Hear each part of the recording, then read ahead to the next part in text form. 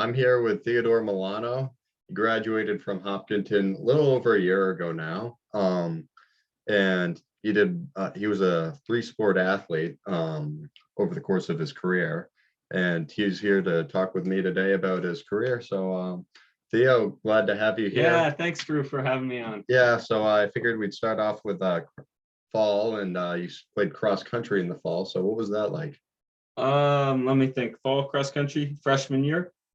It was good. I didn't really know a lot about training or cross country back then. I just had thought about I liked running, and so I just joined the team. I did a little running in the summer. Yeah. And my first year, I got really into training halfway through the season and ended up getting sick right before the championship, but I managed to do the championship okay. And so it ended up being a good season for me, and I had lots of new personal records. Awesome. Yeah. What specific personal records did you have?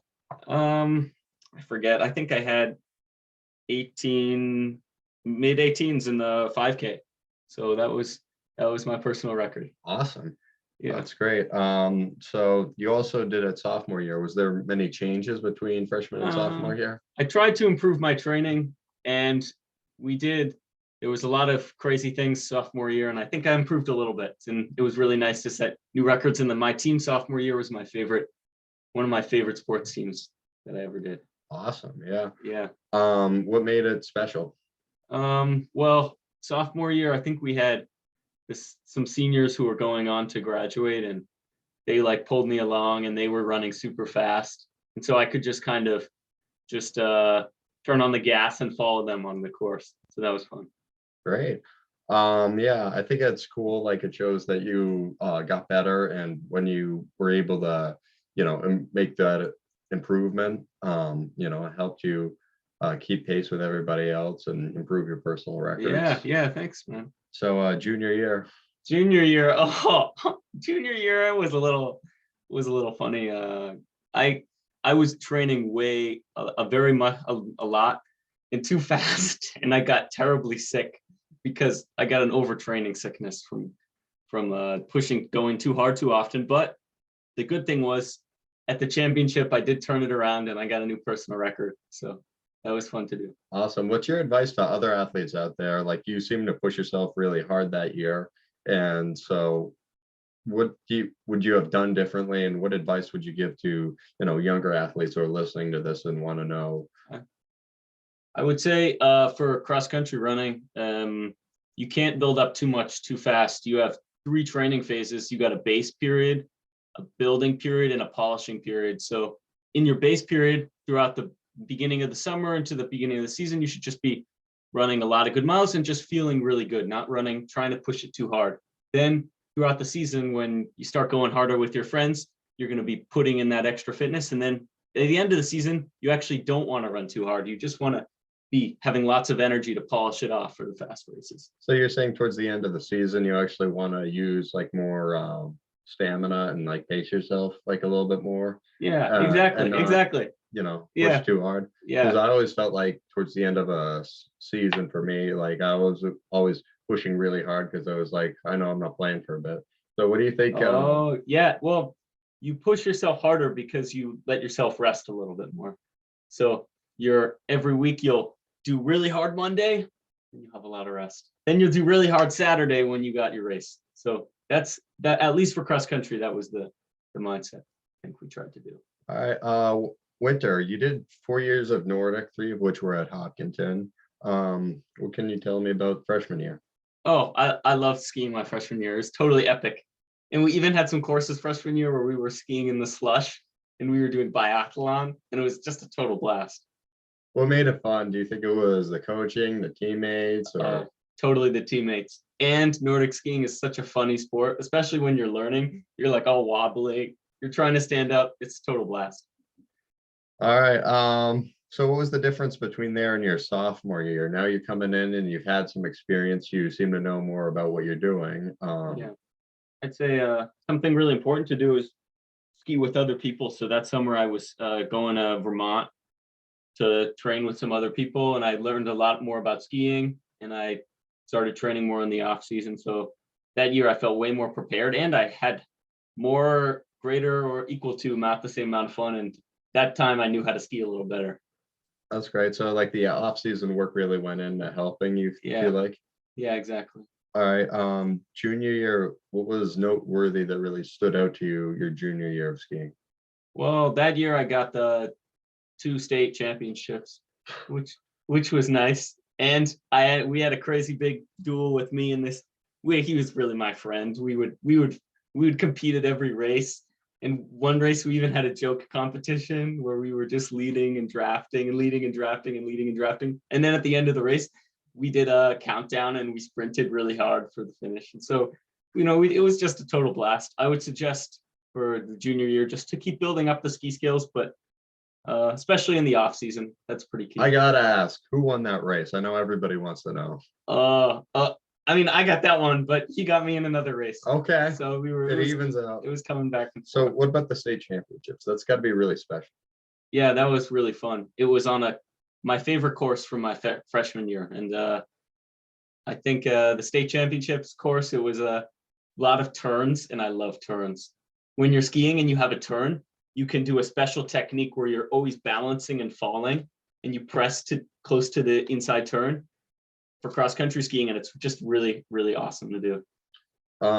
What advice do you give to those people who haven't tried skiing yet and Oh, are interested in it? well, and you can really learn skiing if you really like it. And I'd say the best place to learn is probably at the fairgrounds, the state fairgrounds, or potentially in Dublin or New Hampshire or Gunstock, New Hampshire, where there's really nice ski courses. I would suggest going there for a day, having some coffee, some hot cocoa, and maybe some. I always have chocolate, and you can have a really fun day. And the most important part of making skiing fun is having a pack. You put all the things in there, and then you just can carry it around. So when you get tired, you can have little things to snack on. So do you feel like it's a little bit like hiking? Yeah, exactly. Skiing is a sport, but the sport is really a hiking kind of sport where you do a lot of time hanging out, having fun, and then you have a sport on top of it. So, All right. Well, you brought up Dublin just now, and I think that's interesting because your senior year you went to Dublin. Tell us about that. What's it like there? What are some other things there? well, Dublin's got really good snowmaking, and I met a really nice. My coach, Kathy Maddock, was really helping me and supporting me, and so also with COVID, I was having a lot of more free time, and I really loved driving to Dublin and getting to ski there as much as I could.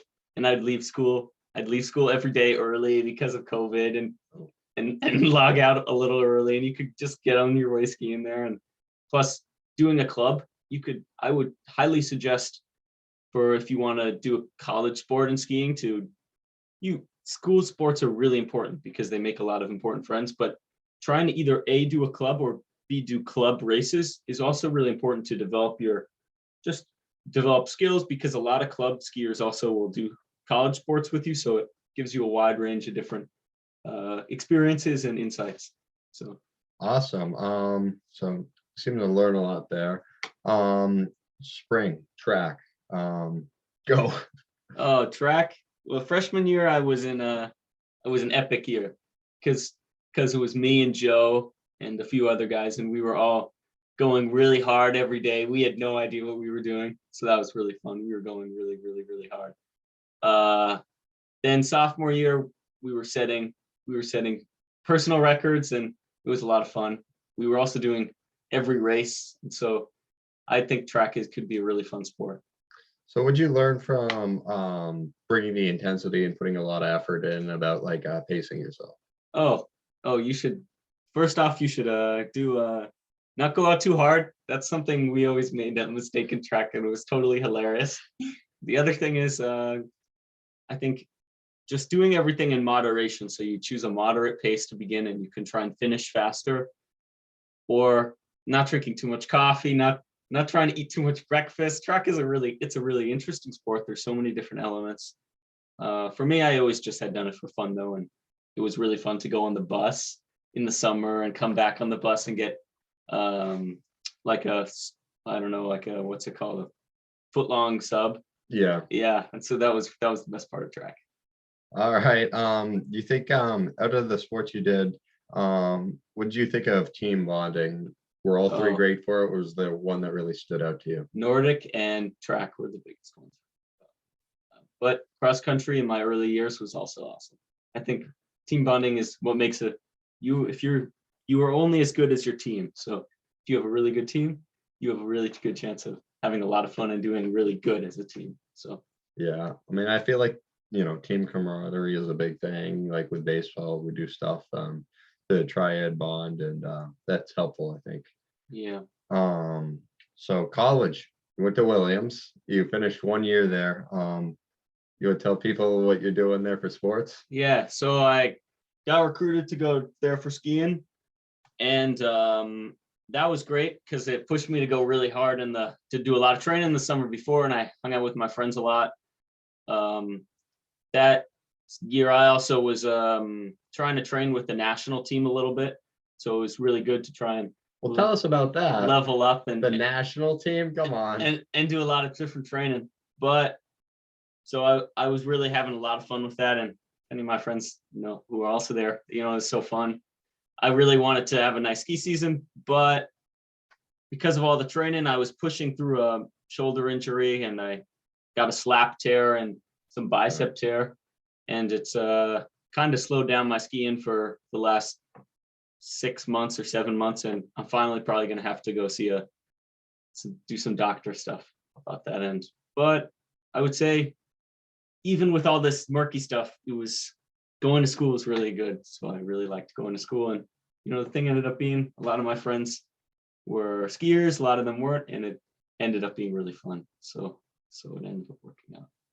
That's good. What did you do for your major? Oh, I did math, and I think I did some linguistics classes too.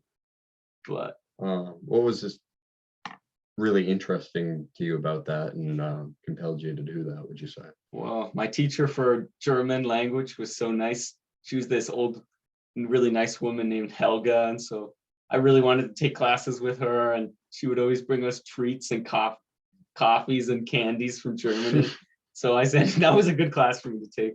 And I took Italian because it was also really fun, really nice experience. And math, a lot of people are afraid of math, but at the college level, if you have a nice professor, it can be a really awesome class. That's good. What I really want to hear about is the national team. You trained with the national ski team. And so I want to hear about that. And I also want to hear about what it was like bonding with your teammates in college after, just 1 year. But I've heard you talk about that a couple of times, and I figured people would be interested in hearing about that. Sure. So I was doing you have to, in skiing, you do these camps throughout the summer to qualify you to do some training camps. And I had qualified this year to do one with got to go to Park City and train with all the junior national team guys for a week, and that was so nice. There's huge amounts of snow, and you got to go in the athlete hotel, and it's so fun. You're like, yeah, woohoo. That's a really fun experience. I didn't really know what I was doing, and I was bad at grocery shopping, so I bought 2 1-liter bottles of mango juice, and I remember drinking them because I thought it would give me energy. And I looked, and it was over 300 grams of sugar I had that day. So it's really fun experience. So lessons about nutrition. Yeah, that's right. In fact, in college, you got to watch out for that stuff, because they at Williams, they put more emphasis on chicken nuggets than they do on the chicken. Oh gosh. So if you want a lot of chicken nuggets, you probably got to make sure you have vegetables too. So yeah, so that's all great. Would you learn from your first year of college, the college experience, being away from home, being away from, totally different group of people?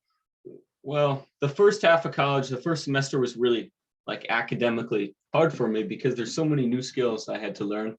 Like I went from being, taking it easy the last year of senior year of high school to, oh man, you have 3 problem sets due this week, and you should meet with your teacher too in order to schedule it. So scheduling is really important, and also doing work early because the work is really hard. So unless you start 4 or 5 days early, you may not always finish on time. So I had to learn all those skills, but overall it went really well. That's good to hear. Anything else you want to add? Advice to other athletes, where you would see yourself in a couple of years, what your goals Mhm. might be for skiing, all that stuff. I want to hear about that. Well, I really got to see, I got to stick to it and see how this shoulder stuff pans out. But I am actually going to really focus on developing my like musical and other math skills for the next 2 years at least. And I think maybe I found it really helpful to um, always feel like you're doing everything in moderation and you're trying to balance yourself between different things. That's really something that helped me. And also you should read Killian Jornet's book on endurance training, because that's the best universal resource for that. And I would also suggest reading a Norwegian guide to cross country skiing, because that's the best training book on endurance training you've ever read. So, well, it's hard to find that kind of information, and it's a reason why I think a lot of Norwegian athletes are doing really well, is because they put a lot of focus on elements that we kind of forget about in our normal training here. What specifically? Like they put a lot of focus on time outside. So you have to spend a lot of time doing really, really, really easy activity to really grow your blood vessels in your lungs. Then when you hit the season and you start doing harder workouts, it magnifies the effect of those hard workouts. So doing a lot of basic fun stuff outside, you would never think about, like landscape, a lot of landscaping, a lot of like farming kind of tasks, a lot of spending fun time outside, that will actually increase your training potential. So that's a good thing to learn from there. All right. Well, anything else to add that you would want people to know, or is that it? Oh yeah. In Dublin, New Hampshire, there's a really good sandwich shop. You should definitely go there. That's one thing I'd suggest that not a lot of people know about. The second thing I was telling Drew before. Oh, you got to tell on us the what the call. name of the Okay. sandwich shop is. Come Okay. on, you can't just Okay. leave us with that. It's called Dublin General Sandwich Shop.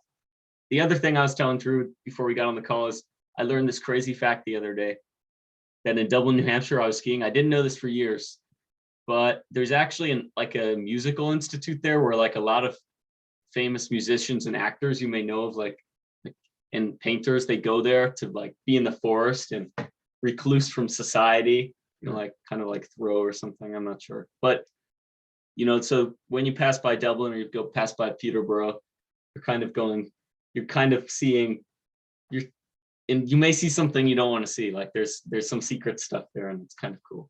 So the mystery. Yeah, mystery. Like for example, also in Dublin, New Hampshire, I was driving there for 2 years before I knew about this.